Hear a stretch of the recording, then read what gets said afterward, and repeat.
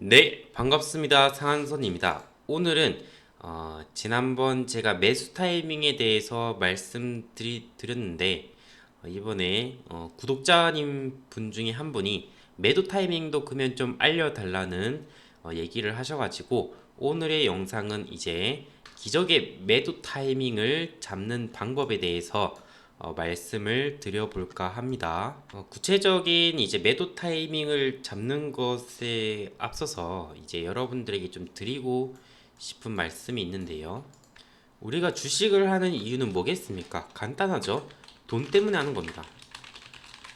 우리가 뭐 여기서 주식이라는 것을 파고들어서 학문처럼 뭐 하는 것이 아니라 결국에서는 돈 잘 벌기 위해서 하는 것이 바로 주식이죠. 그렇다고 한다면은 우리가 매수를 할 때는 올라갈 수 있는 종목에서 해야 되고 그 다음에 매도를 할 때는 이제 우리가 수익을 익절 또는 손실을 최소화할 수 있으면 장기적으로 봤을 때 주식 계좌는 우상향하겠죠. 그쵸? 그래서 우리가 지난 시간에서는 매수 타이밍의 큰 틀에 대해서 배웠는데 오늘은 그럼 이제 매도 타이밍의 큰 틀에 대해서 한번 말씀드려 볼까 합니다. 근데 저도 이제 매도를 할 때는 굉장히 시장 상황이 뭐라고 해야 되죠? 급변하고 매일매일 시장이 다른 상황 속에서 일괄적으로 이 자리에서 무조건 팔면 최고가다. 이렇게 말씀드리기가 사실 어렵습니다. 주식을 여러분들도 해보시면 아시겠지만 매수를 했지만 상황에 따라서 덜 먹을 때도 있고 본전을 칠 때도 있고 순간 급락이 나와서 크게 손절 칠 때도 있습니다. 그 반대면도 있겠죠. 그 반대면으로 이제 크게 먹을 때도 있는 거겠죠. 그래서 이제 많은 분들이 매수보다 매도가 어렵다. 이런 말씀들을 하시는 것일 것입니다. 자, 그러면 우리가 매도를 잘하기 위해서는 여러분들이 해야 될 것은 첫 번째, 나의 성향이 무엇인지 알아야 됩니다.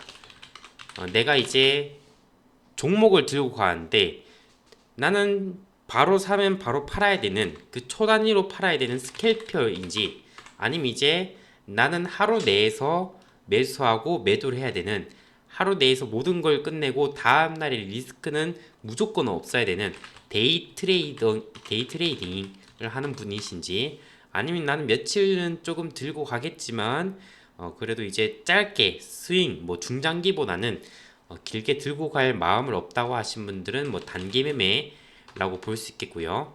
나는 이런 거 다 싫다. 나는 이제 막 빠르게 들락날락거리는 것 정신 아프고 머리 아프고 스트레스 받는다 하신 분들은 스윙 매매가 맞겠고 나는 그냥 기업에 몰빵하고 기업 분석으로 나는 끝장을 보겠다 하신 분들은 중장기 매매 기업과 함께 성장하시겠다는 분들은 중장기 매매가 되겠죠. 그럼 각각의 목표 수익률은 어떨까요? 한 0.5%에서 1% 내외입니다. 스캘핑은 데이 트레이딩 같은 경우에서는 2에서 3%에서 한 1에서 한 3%에서 한 운이 좋으면 한 5에서 10% 이상도 먹을 수 있겠죠. 갑자기 이제 종목이 잘 날라가서 단기 매매 같은 경우에는 3%에서 한 10% 내외의 수익을 노리고 있고요. 수익 매매 같은 경우에는 어떻겠습니까? 한 5에서 20%를 노리고 접근하겠죠.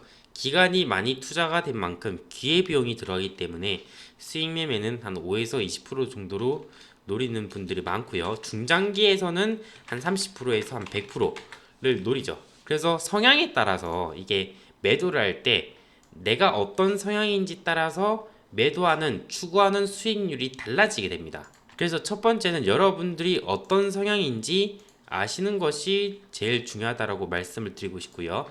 저 같은 경우에서는 데이 트레이딩 플러스 단기 매매 플러스 수익 매매 한 요 세 가지를 좋아하거든요.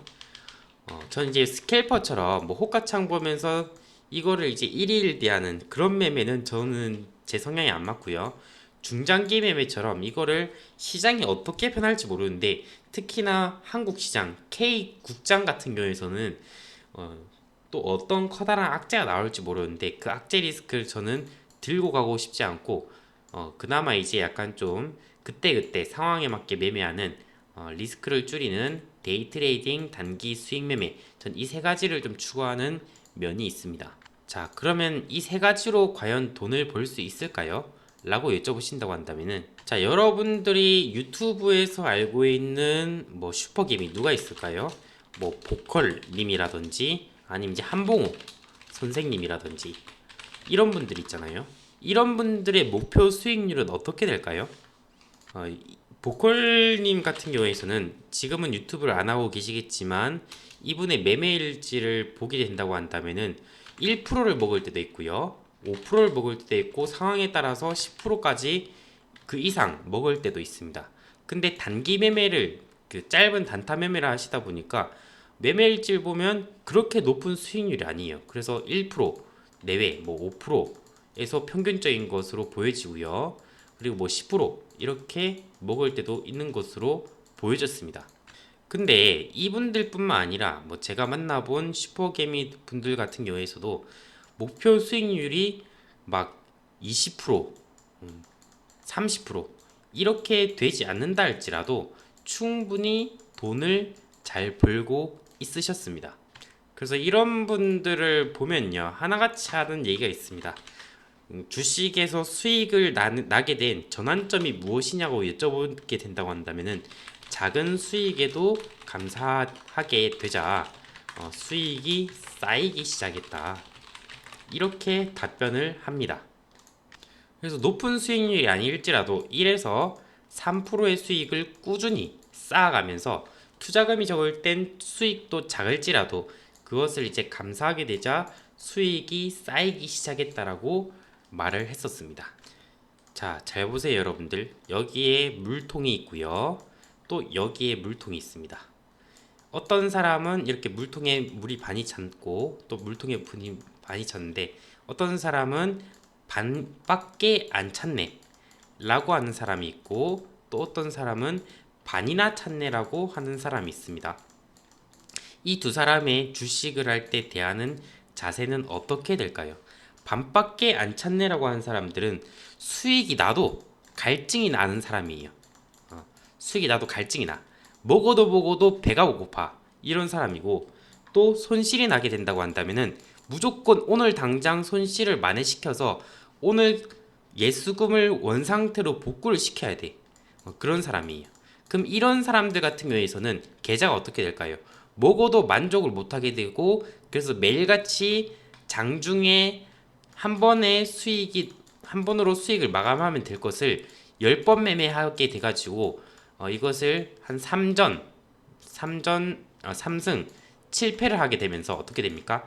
계좌가 나락으로 가게 되죠. 하루 만에. 그럼 하루 만에 나락으로 가게 됐으면 그걸 또 손실을 원상태로 복구를 시켜야 되는 마음가짐 때문에 어떻게 되겠습니까? 손실은 또 나락으로 가게 됩니다.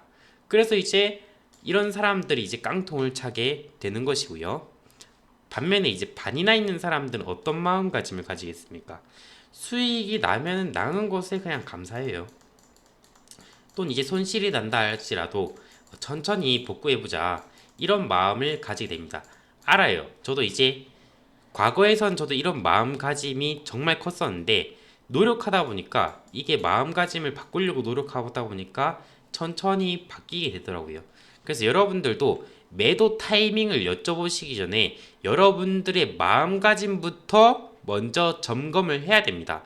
아니게 된다고 한다면은 매수 자체와 매도 자체가 뒤죽박죽으로 흔들리게 되고 여러분들의 그 욕심에 따라서 통제되지 않는 그 욕심, 당장의 인생을 바꿔보자고 하는 그 욕심 때문에 단계를 거치지 않고 당장의 인생을 바꿔보자 하는 그 욕심 때문에 계좌가 망하게 된다는 것입니다. 그래서 모든 주식뿐만 아니라 모든 일에는 성공의 비밀은 다 이렇게 말합니다. 감사함이라고 말합니다. 뭐 어떤 뭐 자기계발 서적을 본다 할지라도 뭐 세계적인 뭐 기업가를 본다 할지라도 모든 일의 성공의 비밀은 감사함부터 시작했다라고 얘기를 합니다. 이것도 주식에서는 정말 중요한 부분이라고 저도 생각을 합니다. 그래서 우리는 주식을 대할 때 작은 수익에도 감사할 줄 알아야 된다. 1%에 감사할 줄 모르면은 10% 먹어도 성에 안 차요. 100% 먹어도 성에 안 차요. 어떤 마음 듭니까? 1%도 이제 감사할 줄 모르면은 1억 찍었는데 1% 먹어서 100만 원도 성에 안 차면은 10% 먹어도 1000만 원도 성에 안 차고요. 100% 먹어도 1억 먹어도 성에 안 찹니다. 10억 찍었어야 되는데 뭐 몰빵을 했어야 되는데 뭐 이런 생각이 들어가지고 성에 안 차죠. 그래서 저는 이런 부분도 있고요. 매도를 논하기 전에 먼저 매수부터 첫 단추부터 잘 꿰는 게 저는 정말 중요하다고 생각합니다. 아니 매수도 그지같이 들락날락거리면서 뇌동매매로 매수를 해놓고 난 다음에 매도를 논하는 것 자체가 저는 말이 안 된다고 생각을 해요. 그래서 매수 자체를 굉장히 신중하고 내 인생에서 이제 마지막 매수 타이밍이다 이렇게 생각을 하면서 매수를 해야지만 매도도 이제 아쉽지 않아요. 그리고 이제 매매를 하다 보면요, 그 매수를 하고 난 다음에 내가 3% 먹고 팔았는데 상한가 갈 때도 있고요. 있습니다.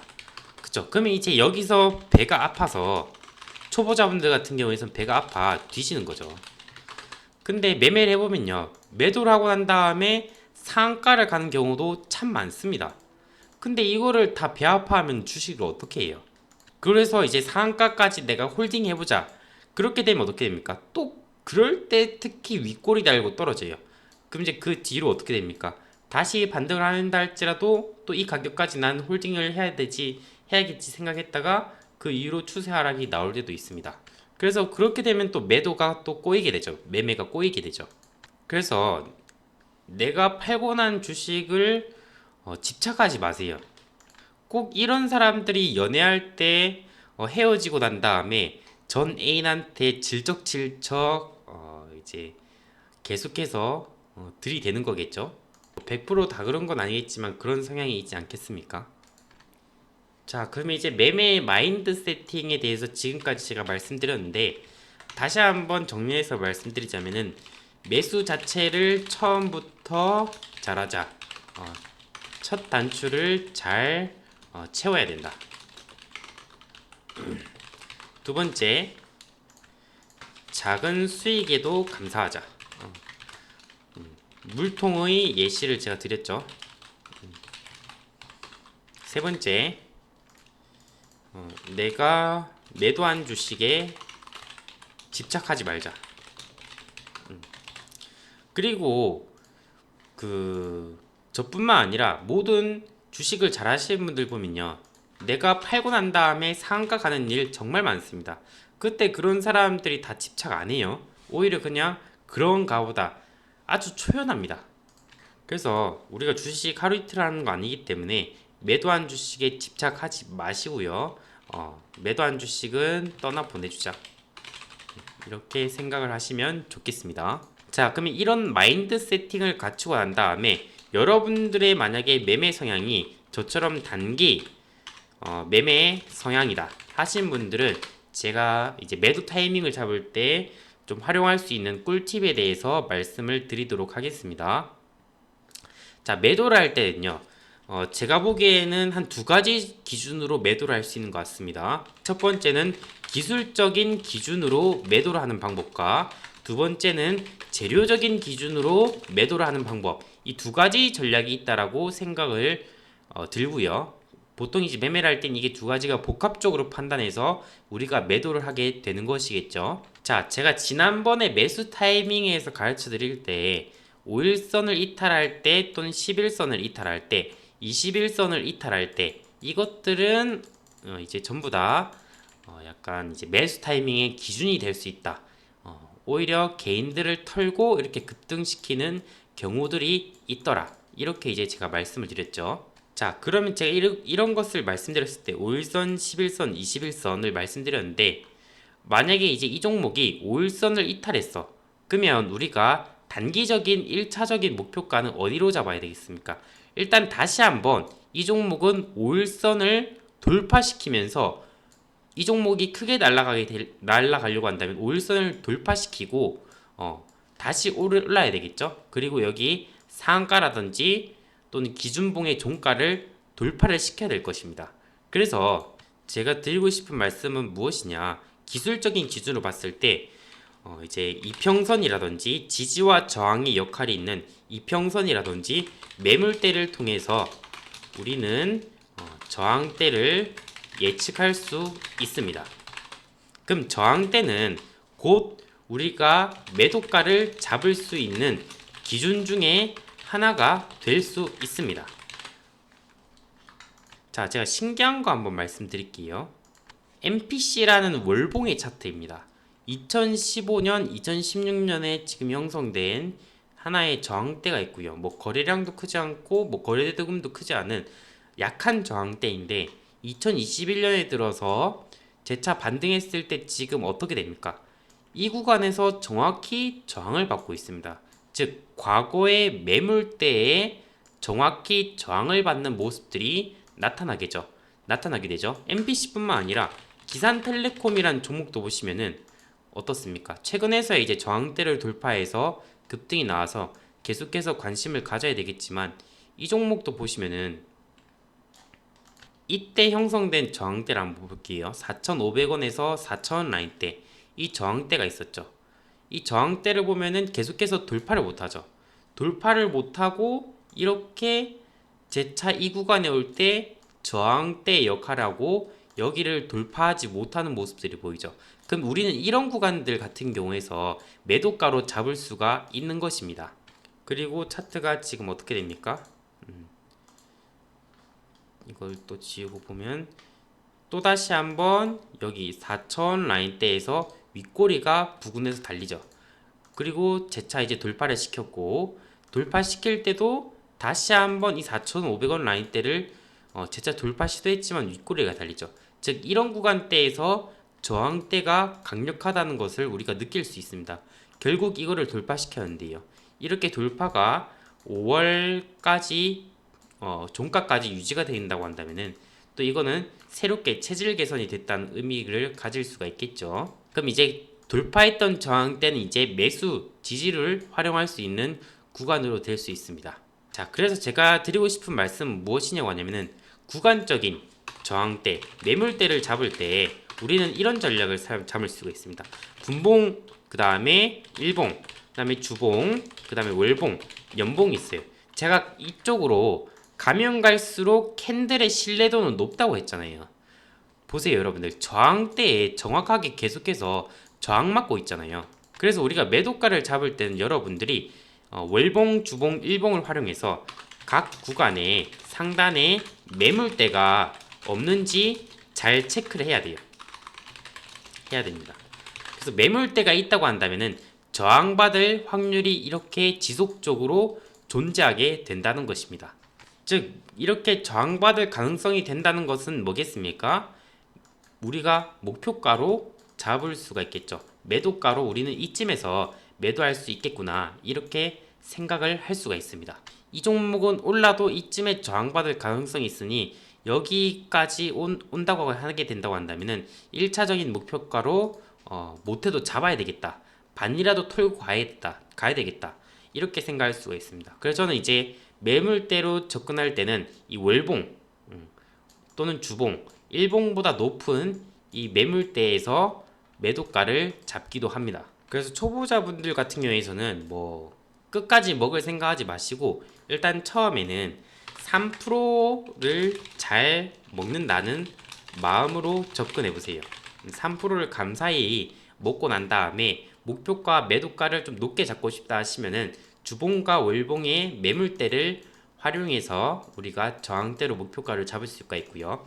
여기서 제가 하나의 꿀팁을 말씀을 드린다고 한다면은 종목을 선정할 때부터 우리가 상단에 저항을 받는 구간의 종목을 선정한 게 아니라 오히려 매물대를 돌파하고 신고가를 가는 종목 또는 신고가 직전의 종목을 선정하게 된다고 한다면은 어떻게 될까요? 여기서 이제 사람들이 계속해서 강조하는 신고가의 중요성이 있습니다.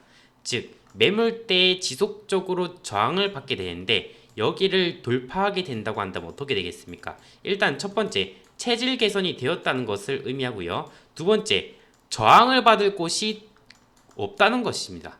그래서 신고가 종목을 사람들이 좋아하는 거예요.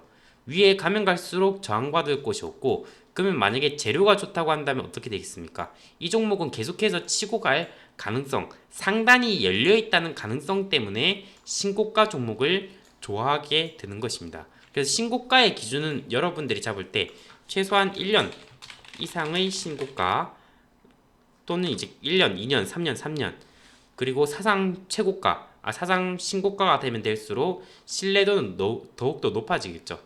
그래서 단기 매매할 때는 신고가에 근접한 종목, 또는 이제 신고가 부근에 있는 종목이 오히려 그 매도를 할 때 수익의 그 반등을 할 때 반등력이 오히려 좀 더 셉니다. 왜? 상단에 저항받는 매물대가 적기 때문입니다. 자, MPC라는 종목도 보시면은 여기에 저항대가 존재했었는데, 여기서 이제 저항대를 지속적으로 맞았죠. 한 8,000원 전후 라인대에서 저항대가 있었죠.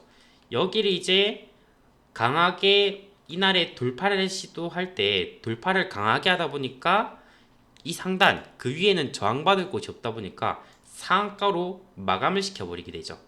그리고 한 다음에 추가 상승력이 존재하게 되는데, 또 여기서 보시면은 만원이라는 라운드 피겨 가격대가 있는데, 만원도 이제 사람들이 이제 라운드 피겨 가격대라고 해가지고 심리적인 저항 또는 지지가 존재하게 되는 가격대입니다. 그래서 여기서 이제 왔다리 갔다리 하게 되면서 움직이고 추가적인 반등이 존재하다가 하락이 나오게 됐죠. 아무튼 여기 8,000원 라인대 신고가를 앞두고 또는 신고가 부분에서 매매를 하다 보니까 여기서 쭉 반등이 크게 나오게 된 것이죠. 그리고 난 다음에 이평선에 지속적인 지금 저항을 받고 쭉 떨어지게 되었죠. 과거에 보시면은 저항을 받고 떨어지고 11선 저항받고 파란색 선 11선 저항받고, 그 다음에 하단에 지지대 왔고, 이때 시장 분위기 안 좋았죠. 그리고 난 다음에 재차 이평선에 대한 저항을 돌파 시도하는 이때가 또 존재하게 되었죠. 이때. 그리고 한 다음에 이제 또 추가 상승이 나왔었죠. 제가 이제 무료 어플에서도 여기서 한번 추천드리고 추가 상승을 기대했고요. 또 제가 여기서 한번 추천드렸는데 여기서 한번 추천드리고 좀 눌렸어요. 근데 제가 많은 분들에게 그때 당시에 텔레그램으로 이때는 추천드렸는데, 이때 이거 10,000원 위로 올라갈 것이다. 그러니까 매일같이 매집을 해라. 이렇게 말씀을 드렸습니다. 이것에 대한 기준은 제가 또 어떻게 잡았냐? 제가 말씀드린다고 한다면 이거는 재료적인 기준으로 잡았습니다. 재료를 보았을 때 이 종목이 5월달에 폐배터리 얼라이언스를 하는데, 이것이 그냥 얼라이언스가 아니라 4대 그룹이 뭉친 얼라이언스다. 이렇게 제가 봤는데요. 그러면 4월 초였지만 결국 그럼 이 종목 같은 경우에서는 4월 말 5월이 다가올수록 재료가 부각될 가능성이 높다라고 제가 판단했습니다. 그래서 이거는 재료적인 기준의 매도 관점인데, 매도를 잡는 관점인데, 그 중에서도 일정을 활용한 매도 관점으로 볼 수 있겠죠. 그렇죠? 그래서 일정 매매 같은 경우에서는 일정 디데이까지 끌고 가는 전략이라고 했죠. 일정 디데이 또는 일정 1, 2주 전에 매도를 칠 수 있는 전략이라고 말씀드렸는데, 정확히 이때 보시면은 폐배터리 얼라이언스 이슈는 아니겠지만 호재가 많은 섹터이다 보니까 산업부에서 이제 폐배터리 법을 이제 만들겠다 이런 이슈가 나오게 되면서 한 차례 움직였던 이력이 존재하게 되었습니다. 그리고 눌릴 때 또 한번 재차 추천을 드렸고요. 그리고 재반등을 또 크게 했던 이력이 있는 종목이었습니다. 그래서 일정을 활용하다 보니까 이제 일정을 기준으로, 재료 중에서도 일정을 기준으로 하다 보니까 과거에 미래에 이제 이 정도 되면은 이제 또 재료가 부각받을 가능성이 있다 보니까 그리고 보시면은 폐배터리 이슈로 움직였을 때 이 종목이 상승 파급력을 체크해 보면은 보통 이 정도마다 상가 또는 상가 내지 20% 또는 15% 이상의 상승 파급력을 보였기 때문에, 그러면 제가 이때 판단했을 때는 10,000원을 넘기는 것은 쉬운 일이라고 제가 판단을 했던 겁니다. 실제로 이제 10,000원 이상으로 움직이게 되었죠. 그래서 정리를 해드린다고 한다면은, 매도를 여러분들이 잡으실 때는 첫 번째 기술적인 매도, 두 번째 재료적인 매도가 있다.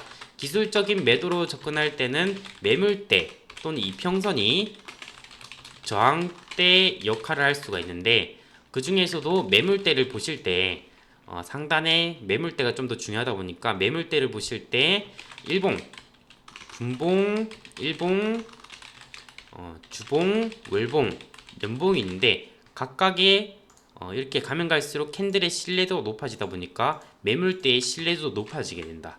그렇다 보니까 여러분들 매물대를 잡을 때 목표가로 잡아볼 수 있다는 1차적인 것이고요. 그러면 우리가 종목 선정할 때는 오히려 우리는 신고가를 직전 종목 또는 이제 신고가를 갓돌파, 갓 시작한 종목을 선정하게 된다고 한다면은 상단이 열려 있기 때문에 우리가 매물대의 저항 없이 수익을 크게 추구할 수 있는 자리가 된다. 재료적인 매도 기준에서는 제가 오늘은 일정을 활용한 기준을 말씀드렸습니다. 과거 이 일정에 대한 상승 파급력을 체크하고, 그 다음에 이번에 만약에 움직이게 된다고 하면 일정이 다가올 때 얼만큼 움직일 수가 있는가, 이것에 대해서 또 우리가 공부를 할 수가 있었습니다. 사실 이제 매도 자체가 쉬운 일은 아닙니다. 그래서 제가 여러분들한테 기술적인 기준으로 딱 이 자리에서 무조건 파세요, 이렇게 말씀드리기가 살짝 힘든 게, 기술적인 기준도 있겠지만 재료적인 기준도 있고, 또 재료적인 기준도 있겠지만 시장 분위기에 따른 또 기준도 있습니다. 가면 갈수록 이제 또 기준 자체가 차트에 눈에 보이는 것이 아니라 이것을 이제 또 눈에 보이지 않는 또 사고의 영역이다 보니까 여러분들이 좀 어려워하실 수가 있죠. 그래서 오늘은 이 정도로만 여러분들에게 잡아 드리겠고요. 이거 매도의 기준 중에서 제가 익절을 기준으로 말씀드렸는데, 손절의 기준 같은 경우에서는 과거 제가 유튜브에 찍어둔 게 있습니다. 그거 좀 참고해서 보시면 될 것 같고요. 그래서 오늘은 매도의 기준을 한번 여러분들한테 말씀드렸고요. 초보자분들 같은 경우에서는 일단 3% 이상 수익을 추구하는 것을 목표로 해보라. 3%도 정말 큽니다. 3%잘 쌓으면은 진짜 대박 나는 거예요. 근데 3% 이상을 추구할 때는 매물대를 활용해서 또 이제 재료를 활용해서 목표가를 상향시킬 수 있다 라고 보시면 되겠습니다. 아시겠죠? 오늘 영상은 여기서 마감하도록 하겠습니다. 네, 수고하셨습니다.